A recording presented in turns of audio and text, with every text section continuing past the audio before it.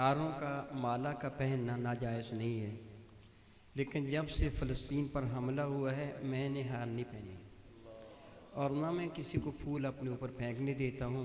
مختلف پروگرامز میں جاتا ہوں، میں منع کر دیتا ہوں کہ میں ہار نہیں پہنوں گا جب تک فلسطین پر ان بدبختوں نے ظالمانہ حملہ کر رکھا ہے۔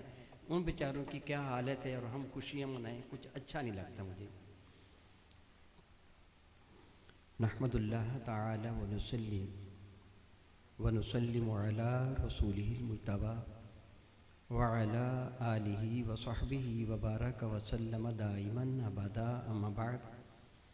اعوذ باللہ من الشیطان الرجیم، بسم اللہ الرحمن الرحیم۔ ان اللہ وملائکتہ یصلون علی النبی یا ایہا الذین آمنوا صلوا علیہ وسلموا تسلیما۔ اللہم صل وسلم وبارک علی سیدنا ومولانا ونبینا محمد النبی الامی الکریم وعلی آلہ وصحبہ اجمعین۔ الصلاة والسلام علیک یا سیدی یا رسول اللہ وعلی آلک واصحابک یا سیدی یا حبیب اللہ۔ الصلاة والسلام علیک یا سیدی یا رحمتا للعالمین وعلی آلک واصحابک یا سیدی یا سیدی یا سیدی یا شفیع المذنبین۔ نہایت معزز محترم، بہت عزت و احترام کے لائق علماء ذی وقار، حاضران گرامی قدر، الحمدللہ تعالی ثم الحمدللہ تعالی ثم الحمدللہ تعالی۔ ربی ذوالجلال کا بے پایہ احسان اور کرم ہے کہ اس خالق نے، اس مالک نے، اس الہ حقیقی نے محض اور محض اپنی شان کریمی کے تصدق مجھ عبد ناچیز کو اور آپ سب احباب کو اپنے محبوب مکرم کا امتی بنا لیا۔ الحمدللہ تعالی ثم الحمدللہ تعالی ثم الحمدللہ تعالی۔ بحمد اللہ تعالی علماء اکرام تشریف فرما ہیں اور جانتے ہیں کہ میرا اللہ ارشاد فرماتا ہے واللہ یہدی من یشاء الی صراط مستقیم، اور اللہ تعالی ہدایت کی دولت کسی عطا فرماتا ہے؟ ہاں بتا دیجئے آپ علماء تشریف فرمائیں، طلباء، کسی عطا فرماتا ہے؟ جسے وہ چاہتا ہے، جسے وہ آپ مجھ ناچیز کو چاہتے تھے، مجھے بلا لیا، آپ کو رب چاہتا ہے تو ہدایت کی دولت دی ہے۔ یعنی گویا آپ سے پیار فرماتا ہے اللہ تعالیٰ جل وعلا، آپ سے پیار فرماتا ہے، آپ کو چاہتا ہے، آپ کو ہدایت کی دولت عطا فرما دی۔ کس قدر اس رب کا کرم ہے۔ وہ کتنے لوگ ہیں جو اپنے آپ کو بڑی عقل مند و دانا سمجھتے ہیں، موجد ہیں، کتنے لوگ ہیں جو چیزوں کو ایجاد کرنے والے ہیں، اپنے آپ کو اتنا دانا سمجھتے ہیں۔ کمپیوٹر کا ایجاد کرنے والا، جدید ترین دور میں جدید ترین ٹیکنالوجی کا ایجاد کرنے والے، بعد وہ کافر ہیں۔ مولا تیرا کتنا کرم ہے کہ تو نے ہم ناچیز بندوں کو اپنے محبوب کا امتی بنا لیا۔ اس کا پتہ قیامت کے دن چلے گا نا، رب کائنات جل اللہ کا کتنا بڑا احسان ہے۔ لا ریب، ابھی تھوڑی دیر پہلے میں یہ گفتگو کر رہا تھا کہ پروردگار عالم جل وعلا نے جتنی ہمیں نعمتیں عطا فرمائی ہیں وہ خود ارشاد فرماتا ہے وَإِن تُعُدُّوا نِعْمَتَ اللَّهِ لَا تُحْصُوهَا۔ تم اللہ تعالیٰ کے نعمتوں کی گنتی کرنا چاہو، ان کو عدد کرنا چاہو، ان کو کاؤنٹ کرنا چاہو تو غیر ممکن ہے۔ تم اپنے رب کی نعمتوں کو گن نہیں سکتے ہو، ممکن ہی نہیں ہے۔ پھر وہ بار بار ایک ساتھ دلاتا ہے فَبِأَيِّ آلَاءِ رَبِّكُمَا تُكَذِّبَانِ۔ تم اپنے رب کی کس کس نعمت کا انکار کرو گے؟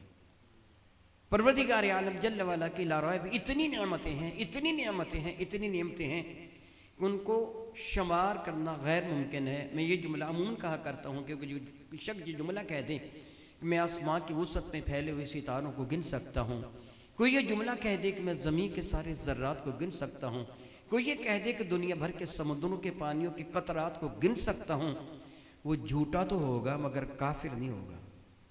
آپ اسے یہ کہیں گے یہ کذاب ہے، جھوٹا ہے، زمین کے سارے ذرات کو نہیں گنا جا سکتا، آسمان کی وسعت میں پھیلے ہوئے ستاروں کو نہیں گنا جا سکتا، پانی کے قطرات کو نہیں گنا جا سکتا، یہ جھوٹا ہے، جھوٹ کہہ رہا ہے۔ آپ اس کو جھوٹا تو کہہ دیں گے مگر کافر نہیں کہہ سکتے۔ لیکن جو بندہ یہ کہے میں اپنے رب کی نعمتیں گن سکتا ہوں، وہ کافر ہو جائے گا، نص قطعی کا انکار کرے گا۔ میرا اللہ فرماتا نہیں گن سکتے، وہ کہے گا میں گن سکتا ہوں۔ گویا اس کے اپنے رب کے ایک اعلان کا، ایک حکم کا، اس کے چیلنج کا انکار اس نے کیا ہے کہ میں گن سکتا ہوں، وہ کافر ہو جائے گا۔ گویا زمین کے ذرات کو گنا جا سکتا ہے، آسمان کی وسعت میں پھیلے ہوئے ستاروں کو گنا جا سکتا ہے، سمندروں کے قطرات کو گنا جا سکتا ہے، مگر رب کی نعمتوں کو نہیں گنا جا سکتا۔ ممکن ہی نہیں ہے کہ اپنے رب کی نعمتوں کو گنے۔ دیکھیے، میں آپ کے سامنے گفتگو کر رہا ہوں بحمد اللہ تعالیٰ ثم الحمد للہ تعالیٰ، رب کائنات کی شان ربوبیت کا اظہار ہو رہا ہے۔ ہم پڑھتے ہیں الحمدللہ رب العالمین، ساری کی ساری خوبیاں اس کے لیے ہیں جو عالمین کا رب ہے۔ رب کیسے کہتے ہیں؟ جو بتدریج اوج کمال تک لے کے جانے والی ذات ہے، تربیت کرنے والی، بتدریج اوج کمال تک لے کے جانے والی ذات، اس کو رب کہتے ہیں۔ میں اس کی سادہ سی مثال دے کے آپ کو سمجھاؤں گا۔ ایک ذمہ دار مناسب موسم میں، مناسب نمی میں، مناسب زمین میں ایک دانہ بو دیتا ہے، بیج بو دیتا ہے، پھر ایک عمل شروع ہوتا ہے، ارد گرد کی زمین کی نمی کو وہ بیج چوستا ہے، سک کرتا ہے، اس میں تغیر آتا ہے، اوپر کا چھلکا پھول کر بڑا ہو جاتا ہے، اندر کے دانے میں تبدیلی آ جاتی ہے، وہ نرم ہو جاتا ہے۔ پھر کچھ عرصے کے بعد، ہر بیج کی ایک الگ لمٹ ہوتی ہے، ایک عرصے کے بعد جب اللہ تعالیٰ چاہتے ہیں پھر اس پہ تبدیلی یوں ہوتی ہے، کچھ چھلکا پھٹ جاتا ہے، ایک روٹ جڑ نیچے کی طرف چلی جاتی ہے اور دوسرا شگوفہ زمین کا سینہ چیر کر باہر نکل آتا ہے۔ اس عمل کو عمل ربوبیت کہتے ہیں، کسی بتدریج اوج کمال تک لے کے جانے والا۔ انسانوں کا بھی اللہ کائنات کا رب ہے۔ میں نے ایک مثال دی ہے دانے کی۔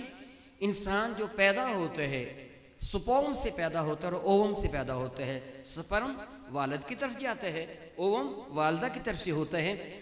ایک قطرہ میں تقریباً 2.5 کروڑ کے قریب سپرم ہوتے ہیں ایک نارمل شخص کے۔ ایک قطرہ سیمن میں 2.5 کروڑ، گویا ایک قطرہ سیمن میں 2.5 کروڑ انسان بننے کے اجزاء موجود ہوتے ہیں۔ کتنا چھوٹا وہ ہوتا ہے بلا سپرم، الیکٹرانوں خوردبین کے بغیر اسے نظر نہیں آتا۔ اس کے 3 حصے ہوتے ہیں، ایک ہیڈ ہوتا ہے، سر ہوتا ہے، ایک باڈی جسم ہوتا ہے، ایک ٹیل اس کی دم ہوتی ہے۔ ہزاروں نہیں کروڑوں کی تعداد وہ سپرم ہوتے ہیں، ان میں ایک سپرم ہوتا ہے جس سے پورا انسان پیدا ہوتا ہے۔ وہ رب ہے، بتدریج اوج کمال تک لے کے جا رہا ہے۔ میں آپ کے سامنے گفتگو کر رہا ہوں، میں آپ کی زیارت کر رہا ہوں، آپ بھی مجھ ناچیز کو دیکھ رہے ہیں، میں گفتگو کر رہا ہوں، آپ میری باتوں کو سن رہے ہیں۔ اگر کوئی طلباء یہاں فزکس کے بیٹھے ہوں گے تو ان کو پتہ ہے کہ دیکھنے کے ایک الگ فنکشن ہے۔ ہم جو یہ دیکھتے ہیں نا، ایک مکمل ایک نظام ہے دیکھنے کا، سننے کا مکمل ایک نظام ہے۔ میں بات کر رہا ہوں، میں اس کا آپ کو تھوڑا سا احساس دلا دیتا ہوں۔ میں گفتگو کر رہا ہوں اور آپ بھی گفتگو کرتے ہیں بحمد اللہ تعالیٰ ثم الحمد للہ تعالیٰ، قرآن کریم کی تلاوت کرتے ہیں، حدیث نبویہ پڑھتے ہیں، نعت پاک پڑھتے ہیں، ویسے گفتگو کرتے ہیں۔ ہمارے حلق سے ایک آواز نکلتی ہے جس طرح گائے کے حلق سے نکلتی ہے، بیل بھینس کے حلق سے نکلتی ہے، اونٹ بھیڑ بکری کے حلق سے نکلتی ہے، کسی بھی جانور کے حلق سے جس طرح ایک آواز نکلتی ہے ایسی ہی آواز ہمارے حلق سے نکلتی ہے۔ کبھی غور کر لیں کہ جب جانور کے حلق سے آواز نکلی اور جانور اپنا منہ کھول لیتا ہے، ایسے ایسے اوپر نیچے نہیں کرتا، منہ کھلا رکھتے ہیں نا، اس کی زبان ساکت و جامد ایک جگہ پڑی رہتی ہے، اس کے حلق سے آواز نکلتی ہے۔ لیکن اے اشرف المخلوقات، تیری حالت کیا ہے؟ جب تیرے حلق سے وہ آواز نکلتی ہے تو تیرے ہونٹ اس کو روک لیتے ہیں، تیری زبان آگے بڑھ کر اس کو کنٹرول کرنے کی کوشش کرتی ہے۔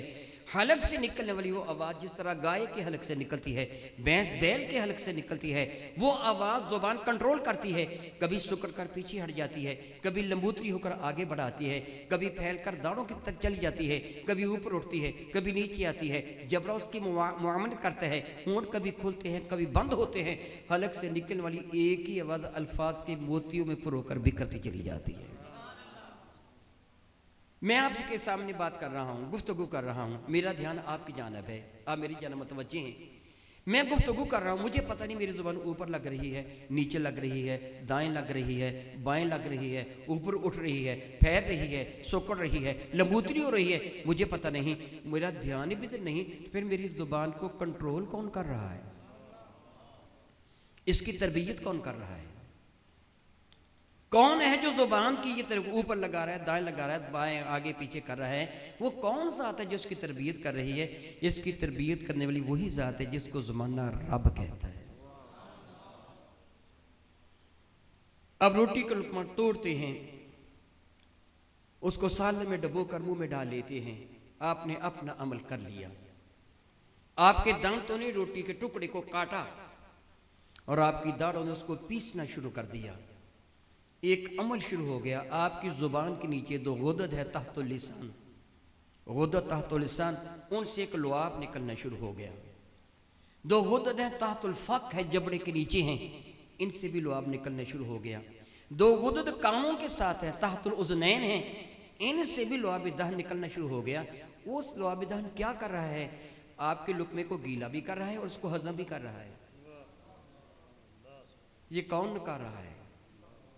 وہ ذات جس کو رب کہتے ہیں، تربیت کر رہا ہے، اس کو اوج کمال تک لے کے جا رہا ہے۔ آپ نے روٹی کا لقمہ توڑا اپنے ہاتھوں کے ساتھ تو آپ کی انگلیوں سے ایک مخصوص قسم کا انزائم برآمد ہوتا ہے جو کھانے کو ہضم کرتا ہے۔ اگر آپ نے کبھی آزمانا ہو تو میں آپ کو ایک طریقہ کار بتا دیتا ہوں۔ آپ آزما لیجئے، 2 پیالیوں میں تھوڑا تھوڑا سالن لے لیجئے، کوئی سا سالن لے لیجئے، ایک پیالی میں وہ چمچ کے ساتھ سالن ڈال کے ڈھک دیجئے اور دوسری پیالی میں انگلیاں تھوڑی سی گھما دیجئے، تھوڑی دیر تک اس میں انگلیاں پھر دونوں کو رکھ دیجئے۔ جس میں آپ نے انگلیاں ڈالی تھیں وہ سالن پہلے خراب ہو جائے گا، جس کو ڈائریکٹ چمچ کے ساتھ آپ نے ڈالا تھا وہ سالن دیر سے خراب ہوگا۔ یہ پہلے خراب کیوں ہوگا؟ اس میں عملی انہضام شروع ہوگا جب آپ نے اس میں انگلی ڈبوئی تھی۔ یہ روٹی کو ہضم کرنے کا عمل کون کرتا ہے؟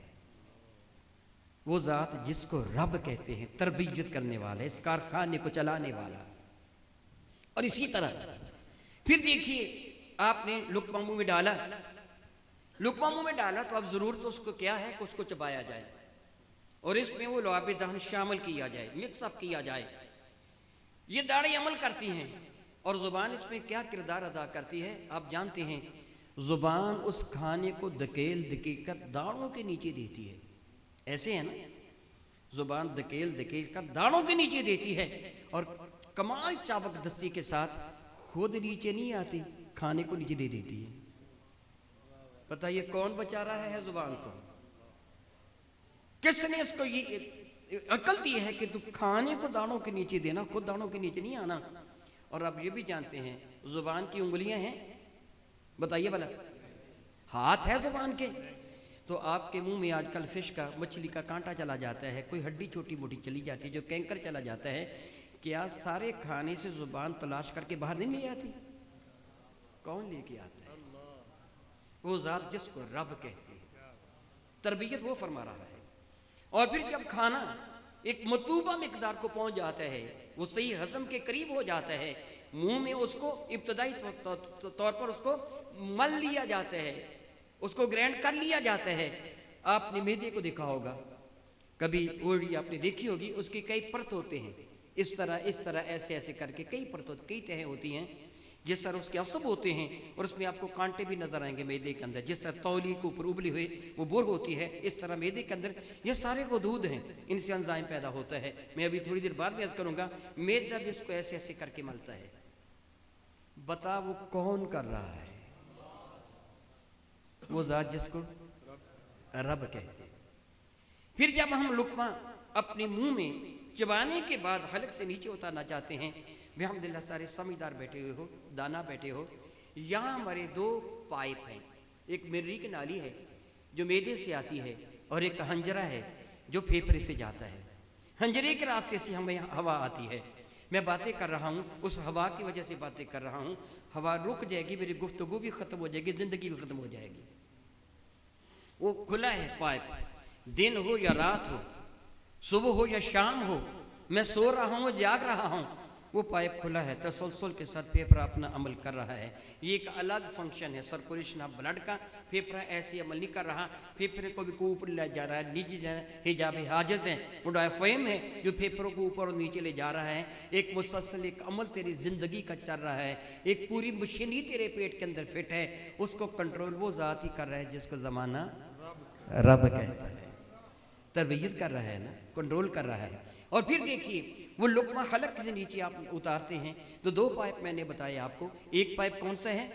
ہنجرے کی نالی، پھیپھڑے کا پائپ سادہ سے لفظوں میں سمجھ لیا. دوسرا کون سا ہے؟ معدے کا، مرئی کی نالی اسے کہتے ہیں.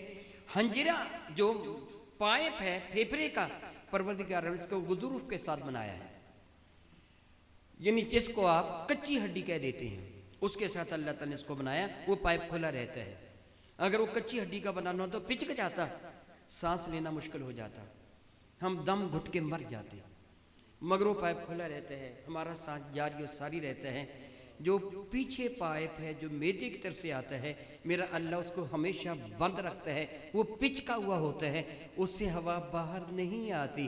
اگر اس کا منہ کھلا ہو تو منہ سے وہی بدبو ہے جو بدبو تیرا وضو توڑ دیتی ہے. وہ ہوا تیرے منہ سے خارج ہو. میرا اللہ اس پائپ کو بند رکھتا ہے تاکہ لوگوں کے لیے تو مصیبت نہ بن جائے، تیرے منہ سے بدبو نہ آئے. اس پائپ کو بند رکھتا ہے. ہنجرے کا پائپ کھولا ہے، وہ سانس آ رہا ہے، جا رہا ہے، آ رہا جا رہا ہے. اور جب تو لقمہ نگلنا چاہتا ہے، پانی کا گھونٹ نگلنا چاہتا ہے، اپنا لعاب دہن تو حلق سے نیچے اتارنا چاہتا ہے، پھر ایک عمل ہوتا ہے. کبھی آپ نے غور نہیں کیا میرے اللہ کی نعمتیں فَبِأَيِّ آلَاءِ رَبِّكُمَا تُكَذِّبَانِ، کس کس نعمت کا تو انکار کرے گا؟ سوچ تو صحیح. آپ یہ گھنڈی جسے آپ کہتے ہیں، یہ ابھرا ہوا یہ حصہ گلے کا، یہ گھنڈی جس کو کہتے ہیں، یہ ہنجرے کے منہ پر ہے. آپ اس کو پکڑیں اور اپنا لعاب دہن نگل کے دیکھیں، یہ آپ کے کنٹرول میں نہیں رہے گی، آپ کے ہاتھ سے چھوٹ کر اوپر کو چلی جائے گی. عمل کیا ہوتا ہے؟ یہ ہنجرہ اوپر کو ہوتا ہے، ایک اوپر غضروف مقبی ہے، وہ پان کا پتہ جس طرح کا ہوتا ہے یا دل کے نشان بنا ہوتا ہے، اس طرح کا ایک ڈھکنا ہے. وہ آگے بڑھ کر اس کا منہ بند کر دیتا ہے. وہ لقمہ اس کے اوپر سے پھسل کر مرئی کی نالی میں چلا جاتا ہے. یہ کون کر رہا ہے؟ اللہ کی عزت کی قسم، ایک لمحہ کے لیے اللہ تعالیٰ اپنی شان ربوبیت کو ہم سے اٹھا لے تو ہم بکھر جائیں گے. ہر لمحہ محتاج ہم اس کی ربوبیت کو. رب ہے، تنہا میرا نہیں، عالمین کا رب ہے. اسی طرح زمانے کو چلا رہا ہے. پھر خدا نخواستہ کبھی میری غلطی کے ساتھ، ہماری غلطی کی وجہ سے پانی کا کوئی قطرہ، سالن کا کوئی ذرہ، روٹی کا کوئی ٹکڑا اگر ہنجرے کے اندر چلا جاتا ہے، پھیپھڑے کی جانب چلا جاتا ہے، پھر ایک عمل ہوتا ہے. آپ ماشاءاللہ جانتے ہیں پھیپھڑے آپ نے دیکھے ہوں گے بازار میں بکتے ہیں، جانوروں کے پھیپھڑے بکتے ہیں نا. اس کا جو پائپ ہوتا ہے وہ بھی آپ نے دیکھا ہوگا، وہ کھلا ہوتا ہے، اس کے گرد گرد کوئی مشینری لگی ہوئی نہیں ہوتی. لیکن جب وہ کوئی روٹی کا ذرہ یا پانی کا قطرہ یا سالن کا کوئی حصہ اس کے اندر جاتا ہے، وہ فوراً وہاں پچ کر اس کو پکڑ لیتا ہے، پھیپھڑے کے اندر نہیں جانے دیتا. حالانکہ اس کو آسانی کے ساتھ پچکایا نہیں جا سکتا. پھر عمل کیا ہوتا ہے؟ ہمارا دماغ فوراً ہمارے پھیپھڑوں کو حکم دیتا ہے جن میں اضافی ہوا ہمیشہ بھری رہتی ہے، وہ کبھی ختم نہیں ہوتی. ایک وہ ہے جو سانس کے ساتھ آتی اور جاتی ہے، ایک وہ جو اضافی ہوا ہوتی ہے، وہ پھیپھڑوں کے اندر اس ایمرجنسی مقصد کے لیے بھری رہتی ہے ہمہ وقت. پھر ہمارا دماغ پھیپھڑے کو حکم دیتے ہیں تیرے اندر کو غیر طبعی شے آنے والی ہے، اس کو باہر نکال. اس کو پھیپھڑے کے اس پائپ نے پکڑا ہوتا ہے، جو ہوا جمع ہے ایمرجنسی مقصد کے لیے، وہ پھیپھڑا اس کو پوری قوت کے ساتھ باہر دھکیلتا ہے. ہم کہتے ہیں جی اچھو لگ گیا، ہم کہتے ہیں اچھو لگ گیا. ہوتا کیا ہے؟ وہ چیز اچھل کر پھر باہر آ جاتی ہے. اس کی مثال آپ سادہ سے لفظوں میں یوں سمجھ سکتے ہیں، یہ پائپ جو پلاسٹک کا پانی کا پائپ ہے، کسی جگہ پھپھوندی جس کو آپ پنجابی میں الی کہتے ہیں، وہ سبز رنگ کی پھپھوندی لگی ہوئی ہو، پانی چل رہا ہو نا، آپ پائپ کو اس جگہ جہاں پھپھوندی لگی تھوڑا سا پکڑ کر دبا دیں، آپ دیکھیں گے کہ پانی کا پریشر زیادہ ہونے کی وجہ سے پھپھوندی وہاں سے نکل جائے گی. یہی عمل پھیپھڑا کرتا ہے، کچھ چیز کو باہر نکال کے پھینک دیتا ہے، تیری زندگی بچ جاتی ہے. کتنا احسان ہے اس کا جس کو رب کہتے ہیں. میں نے پڑھا تھا اخبار میں، شاید آپ نے بھی پڑھا ہوگا یا نہ پڑھا ہوگا، کچھ عرصہ قبل کی بات ہے، میں نے یہ پڑھا تھا، کچھ یار بیٹھے تھے کسی دعوت میں، دوست بیٹھے تھے، کھانا کھا رہے تھے، کھانا کھاتے ہوئے ایک آدمی نے جب لقمہ حلق سے نیچے اتارا تو اس گزوف مکبی نے کام کرنا چھوڑ دیا تھا۔ میرے قریب نے اپنی شان ربوبیت سے تھوڑی دیر کے لیے اس مقصد سے ہٹا لی تھی، اس کا گزوف مکبی یہ کام نہیں کر رہا تھا، ڈھکنا بند نہیں ہو رہا تھا، وہ لقمہ اس میں آ گیا، سانس روک گیا۔ جس طرح بعض اوقات آپ بھی جانتے ہیں کہ بعض اوقات لقمہ غلطی کے ساتھ پیپرے کی جانب چلا جائے تو سانس رک جاتا ہے، پھر آپ گردن کے پیچھے ایسے ایسے کر کے ضربے لگاتے ہیں یا کومل کرتے ہیں، پھر وہ آدمی کی آنکھیں باہر کو آ جاتی ہیں، حالت غیر ہو جاتی ہے، اللہ چاہے تو لقمہ نکل جاتا ہے، ایسے ہی وہ لقمہ نکل گیا۔ دوست مذاق کرنے لگے، یار آرام سے کھا، تجھے پتہ نہیں چلتا کدھر جا رہا ہے، سارے کھا رہے ہیں، آرام سے مذاق کرنے لگے، وہ ہنسنے لگا۔ دوبارہ اس لقمہ منہ میں ڈالا تو یہ سسٹم خراب ہو چکا تھا، دوبارہ پھر پھیپھڑے میں چلا گیا، ایمرجنسی ہوا پہلی دفعہ نکل چکی تھی، اب وہ پھیپھڑے سے نکل نہیں سکا، وہیں تڑپ تڑپ کے لوگوں کے سامنے مر گیا۔ کیا پتہ چلا؟ ہر وہ لقمہ جو تو حلق سے نیچے لطف اٹھاتا ہوا، مزے لیتا ہوا حلق سے نیچے اتارتا ہے، وہ ایک موت کا پیغام لے کے آتا ہے، مگر ہر مرتبہ تیرا رب تجھے زندگی کی بھی عطا فرما دیتا ہے، ہر لقمہ موت کا پیغام لے کے آتا ہے۔ دوسری طرف چلا گیا تیری موت واقع ہو جائے گی، مگر تیرا رب اپنی شان ربوبیت سے تیری زندگی پھر بچا لیتا ہے، پھر بچا لیتا ہے، پھر بچا لیتا ہے، پھر اس کا شکر ادا نہ کریں گے تو کیا کریں گے؟ فَبِأَيِّ آلَاءِ رَبِّكُمَا تُكَذِّبَانِ، کس کس نعمت کا انکار کرو گے؟ فرماتے ہیں تَعُدُّ نِعْمَتَ اللَّهِ لَا تُحْصُوهَا، میری نعمتوں کی تم گنتی کرنا چاہو تو غیر ممکن ہے تم میری نعمتوں کی گنتی کر سکو۔ پھر معدے میں وہ خوراک چلی گئی، اس کو ہضم کرنے کی ضرورت ہے، معدہ مر رہا ہے، اس کے اندر چھوٹے چھوٹے غدد ہیں، اس کے مختلف حصے ہیں، ہر حصے میں ایک الگ الگ انزائم پیدا ہوتا ہے اور کھانے تیرے کو ہضم کرتا ہے، اور اتنا ہی پیدا ہوتا ہے جتنی ضرورت ہے، زیادہ پیدا نہیں ہوتا۔ جس قدر تو نے پروٹین استعمال کی ہے، لحمیات استعمال کی ہیں، گوشت کھایا ہے یا دوسری پروٹین کی چیزیں کھائی ہیں، اللہ تعالیٰ اسی مقدار میں پیپسین پیدا فرما دے گا۔ اور جس مقدار میں تو نے نشاط در اغذیہ کھائی ہیں، روٹی کھائی ہے، نان کھایا ہے، چپاتی کھائی ہے، کچھ بھی کھایا ہے، نشاط در اغذیہ، اسی مقدار میں ٹیپسین پیدا ہو جائے گی۔ اور جس مقدار میں تو نے چینی کھائی ہے، تیرا لبلبہ اسی مقدار میں انسولین پیدا کر دے گا۔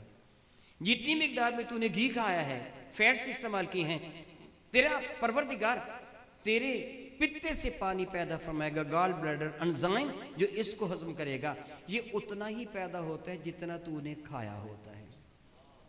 جس طرح ہنڈیا میں نمک اور مرچ اتنا ہی ڈالا جاتا ہے جتنی اس میں سبزی ہوتی ہے، نہ زیادہ ڈالا جاتا ہے نہ کم ڈالا جاتا ہے، اسی پیدا ہوتا ہے جتنی ضرورت تیرے معدے کو ہوتی ہے۔ کم پیدا ہو تو تجھے پوٹیاں لگ جاتی ہیں، کھٹے کھٹے ڈکار آتے ہیں، تیرا معدہ خراب ہو جاتا ہے۔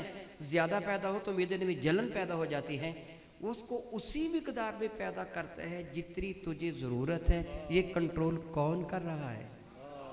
وہ ذات جس کو رب کہتے ہیں، وہ ذات جس کو رب کہتے ہیں۔ پھر ضرورت کس سمر کی ہے کہ پروردگار عالم نے تجھے اشرف المخلوقات بنایا، تجھے ایک اعلیٰ ترین رب کریم نے جنس بنایا۔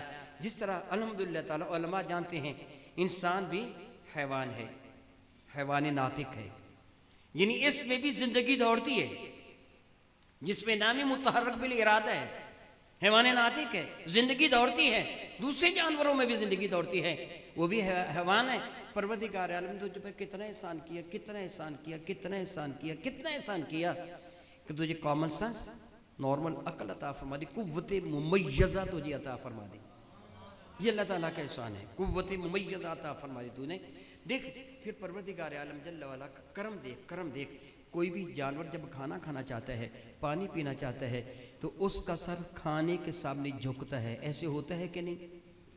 ہوتا ہے نا؟ پانی پینا چاہے تو پانی کے سامنے اس کا سر جھکتا ہے۔ تجھ پر رب نے کرم فرمایا، تیرا کھانا پانی تیرے ہاتھوں کے ذریعے چل کر تیرے منہ تک آتا ہے، تیرا سر جھکے گا تو کھانے کے سامنے نہیں، اس واحد القہار کے سامنے جھکے گا۔ تیرا سر اس کے سامنے جھکنا چاہیے، اس نے تجھ پر احسان فرمایا ہے۔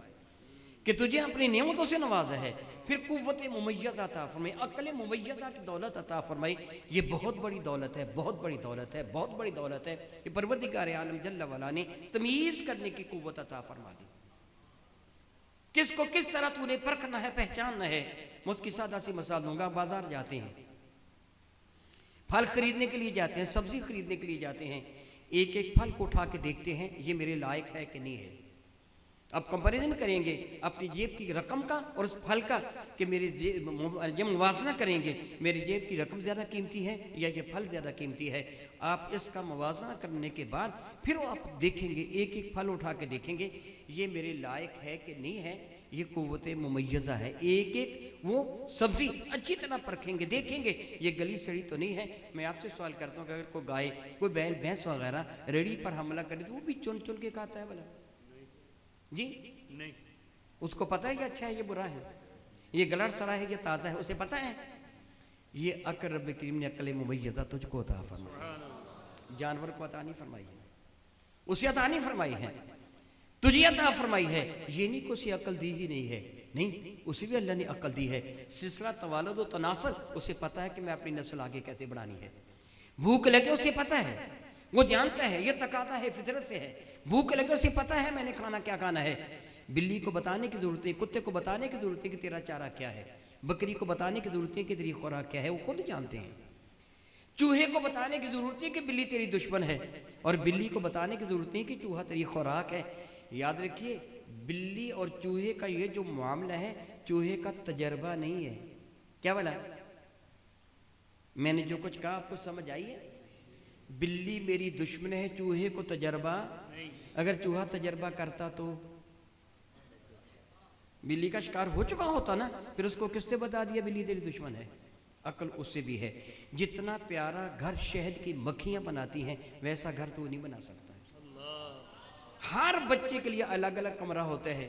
آج کتنی یخ بستہ سردی ہے، پانی جم جاتے ہیں مگر مکھیاں شہد کو جمنے نہیں دیتی، اس کو مخصوص طریقے سے اپنی حفاظت میں لیے رکھتی ہیں. جتنی مکھیوں کے چھوٹے چھوٹے گھر سے آپ کو نظر آتے ہیں، ہر گھر میں جو ایک پہلے بچہ ہوتا ہے آخر میں وہ خالی ہوتا ہے. ہر بچہ جس گھر کے اندر ہوتا ہے اس گھر میں ایک چھوٹا سا پائپ شہد کے خزانے سے آتا ہے. شہد ہمیشہ اوپر کو لگتا ہے، نیچے چھتا ہوتا ہے، اوپر شہد ہوتا ہے. ٹہنی کے اوپر شہد ہوتا ہے، ہمیشہ چھتا نیچے ہوتا ہے. ٹینکی وہ اوپر بناتی ہیں، یہاں سے چھوٹے چھوٹے پائپ ہر خانے میں آ رہے ہوتے ہیں. اس میں اتنا ہی شہد آتا ہے جتنی بچے کو ضرورت ہے. نہ اتنا زیادہ آتا ہے کہ بچہ ڈوب کے مر جائے، نہ اتنا کم آتا ہے کہ وہ بھوک سے مر جائے. اتنا ہی شہد آتا ہے جتنا اس کو ضرورت ہوتی ہے. رب نے عقل تو ان کو بھی دی ہے. یہ تو بہترین مکان بنا لے تو یہ تو کمالی عقل تو نہیں ہے. تو اچھے اچھے کھانے چننے یہ کمالی عقل تو نہیں ہے. اللہ نے پھر احسان فرمایا کہ تجھے عقل سلیم کی دولت عطا فرما دی. کافر کو عقل سلیم کی دولت نہیں ملی ہے. کافر کو عقل سلیم کی دولت نہیں ملی ہے. سوچیے ذرا، بحمداللہ تعالیٰ آپ طلباء ہیں، میں طلباء سے خطاب کر رہا ہوں، علماء تشریف فرما ہے، اس لیے میں نے موضوع یہ چوز کیا، چنا ہے میں نے.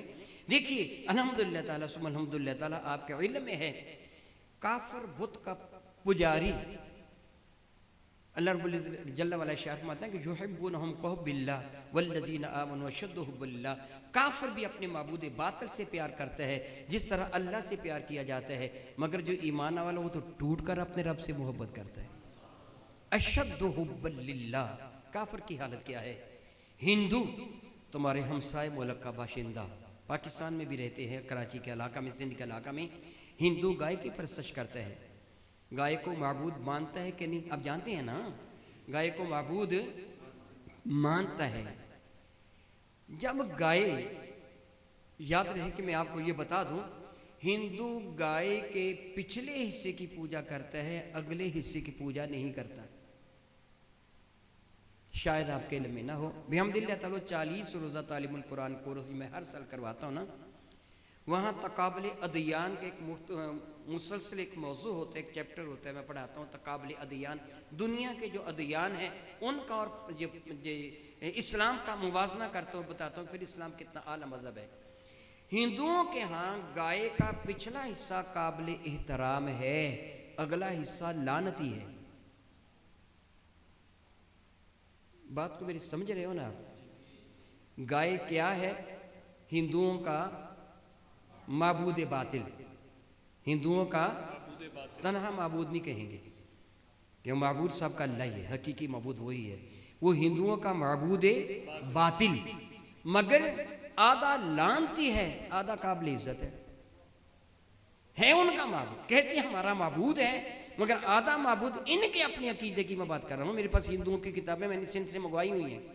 ہندوؤں کی کتاب ان اگلا حصہ کیوں قابل لعنت ہے کہ ان کے بڑے دیوتا کے گھر گائے بدی ہوئی تھی. چھوٹے دیوتا نے بڑے دیوتا کی بیٹی کے ساتھ زیادتی کی، بدکاری کی. جب بڑا دیوتا گھر آیا تو گائے نے بڑے دیوتے کو بتا دیا یہ ان کا عقیدہ ہے، حقیقت نہیں ہے. کیونکہ گائے ان کے ساتھ باتیں کریں وہ سمجھ لیں ناممکن ہے، وہ کوئی نبی نہیں ہے. ان کا عقیدہ ہے، کافروں کا عقیدہ میں بتا رہا ہوں. کافروں کا عقیدہ ہے ہندوؤں کا کہ گائے بڑے دیوتا کے ہاں موجود تھی. چھوٹا دیوتا بڑے دیوتا کے گھر آیا، اس نے بڑے دیوتا کی بیٹی کے ساتھ بدفعلی کی. گائے یہ منظر دیکھ رہی تھی. جب وہ دیوتا بدفعلی کر کے چلا گیا تو بڑا دیوتا گھر آیا تو گائے نے اس کو بتا دیا کہ تیری بیٹی کی عزت چھوٹے دیوتا نے لوٹی ہے. بڑا دیوتا غصہ میں آ گیا، اس نے چھوٹے دیوتا کو سزا دے دی. تو چھوٹے دیوتا نے گائے کے منہ پر لعنت بھیج دی. اب قیامت تک گائے کے منہ پر لعنت ہے. وہ کہتے ہیں اس لیے گائے گندگی کھاتی ہے. ہمارے ہاں تو گائے کی اور صورت نہیں ہے نا. پہلے زمانے میں یہ فلش سسٹم نہیں ہوا کرتا تھا، بلکہ انسانوں کی گندگی باہر جنگل بھی وغیرہ میں ڈھال کے آیا کرتے تھے. گائے اور بھیڑ بکریاں وغیرہ وہ گندگی کھاتی تھی. آپ جانتے ہیں مفتی صاحب کے بیلے میں ہے ایک جانور ہوتا ہے جس کو کیا کہتے ہیں بھلا؟ جلالہ. کیا کہتے ہیں؟ وہ کیوں کہتے ہیں؟ اس کے بدن سے بو آتی ہے، گندگی کھانے والا. آج کل تو خیر وہ نہیں ہے.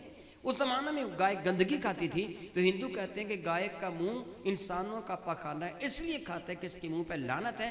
گائے کا پیشاب وہ پاک ہے، گائے کا گوبر بھی پاک ہے. آپ کے علم میں ہوگا کہ گائے کا پیشاب ہندوستان میں شیشیوں میں بند ہو کر قیمت میں ملتا ہے. وہ لوگ پیتے ہیں اور اس کو شفا خیال کرتے ہیں. اور آپ جانتے ہیں کہ پہلا ہندوستان کا جو وزیر اعظم تھا نا مرارجی دیسائی، وہ کہتا تھا کہ گائے کا جو پیشاب ہے گو موتر کہتے ہیں، گائے کا پیشاب اگر شفا والا ہے تو میرا بھی ہے. وہ اپنا پیشاب پیا کرتا تھا. یہ کیا ہے؟ میں بتانا چاہتا ہوں کہ اللہ کا شکر ادا کرو، اللہ نے تمہیں عقل سلیم کی دولت دی ہے. اللہ نے عقل سلیم کی دولت عطا کی ہے. ان کو اتنا بھی پرکھ نہیں ہے کہ ہمارا معبود آدھا قابل تعظیم ہے اور آدھا لعنتی ہے. اور پھر جب ان کا معبود وہ معبود باطل مر جاتا تو اس کے ساتھ کیا سلوک کرتے ہیں؟ اس کو مٹی میں دفن کر دیتے ہیں، کیڑے بڑھ جاتے ہیں. اگر آج تک تو نے معبود سمجھ کر اس کی پوجا کی ہے تو اس کو دفن کیوں کیا ہے؟ اگر معبود نہیں تھا تو پھر پوجا کیوں کی ہے؟ بت بنایا ہوا ہوتا ہے. بت جب وہ پرانا ہو جاتا ہے یا گر کر ٹوٹ جاتا ہے، میں انڈیا میں بھی گیا ہوں، جا بجا ان کے بت دیکھے ہیں. پرانے بتوں کو کیا کرتے ہیں؟ وہ اٹھا کر کچرے کی ٹوکری میں پھینک دیتے ہیں، وہاں نیا بت لا کے رکھ لیتے ہیں.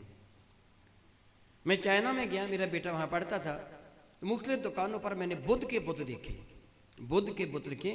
چائنا کی فیکٹریاں وہ بت بناتی ہیں، بڑی تعداد میں ملتے ہیں، چھوٹے بڑے بتوں ملتے ہیں. میں نے بیٹے سے پوچھا کہ یہ انہوں نے ہر دکان پہ کیوں رکھا ہے؟ اور اس کے سامنے ایک برتن رکھا ہوتا ہے، اس کے اندر وہ اپنا سکہ جانتے ہیں، وہ جو اپنا ہوتا ہے ان کا یوان وہ ڈالتے ہیں. میں نے پوچھا یہ کیا کر رہے ہیں؟ تو بیٹے نے بتایا، وہ ڈاکٹر ہے میرا بیٹا، اس نے بتایا کہ ابو جی یہ ان کا عقیدہ ہے کہ اگر ہم اس کو نذرانہ پیش کریں گے تو ہماری دکان میں برکت آئے گی. کوئی چھوٹا بت ہے، کوئی بڑا بت ہے. فیکٹری میں بت بنتی ہیں، جب پہلا پرانا ہو جاتا اس کو پھینک دیتے، وہاں نیا لا کے رکھ دیتے. عقل کے اندھے. اگر وہ رب تھا تو پھینکا کیوں ہے؟